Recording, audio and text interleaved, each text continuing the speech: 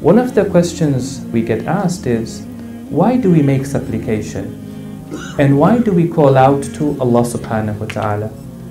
Is it because God is not aware of our needs? You will say, obviously not. God is Al-Alim. He knows all of our needs. In fact, He knows our needs better than we ourselves know our needs. Is it because God needs convincing? I need to convince God to be generous towards me?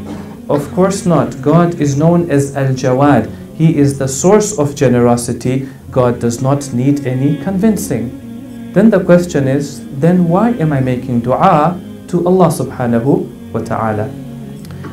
There's a scholar in Qum by the name of Ayatollah Tahriri. He's a student of Allama Tabatabai. He's written a commentary on the Munajat of Sha'baniyah. In there he says something beautiful.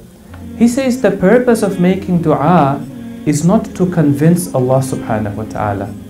God is not moved by our supplications. There are no changes that happen within God because such changes are not possible in the holy essence of God.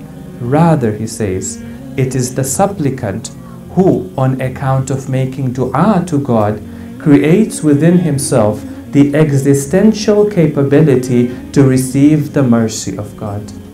Let me put it in easier terms for us.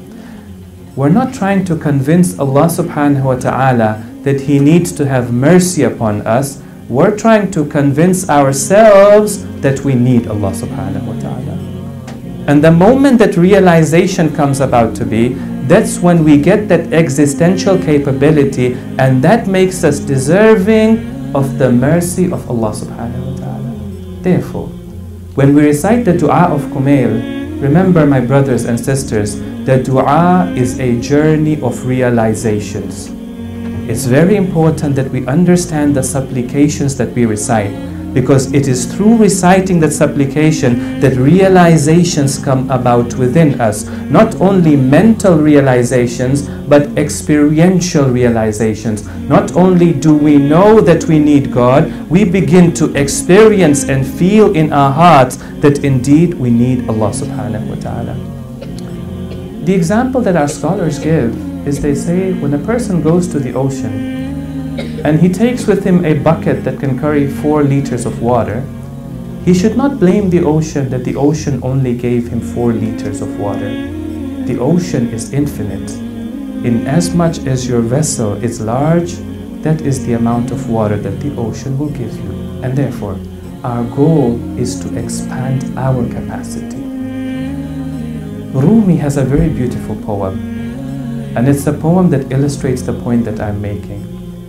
He says, Har ja dardi dawa anja ravad. Wherever there is pain, that is where you'll find the medicine to go. Har khuja faqri nawa anja ravad. Wherever there is poverty, that is where the wealth will go. Har khuja mushkil jawab anja ravad. Har khuja kashti ab anja ravad. Right? Wherever there is a problem, that is where the answer will come. Wherever there is a vessel, wherever there is an ark, that's where the water will come. And then he comes to the peak of his poem and he says, Ab kamju tishnagi avar bedast. Don't go seeking for water. Instead, create the thirst within you. Ta beju shad abaz bala va past. Right?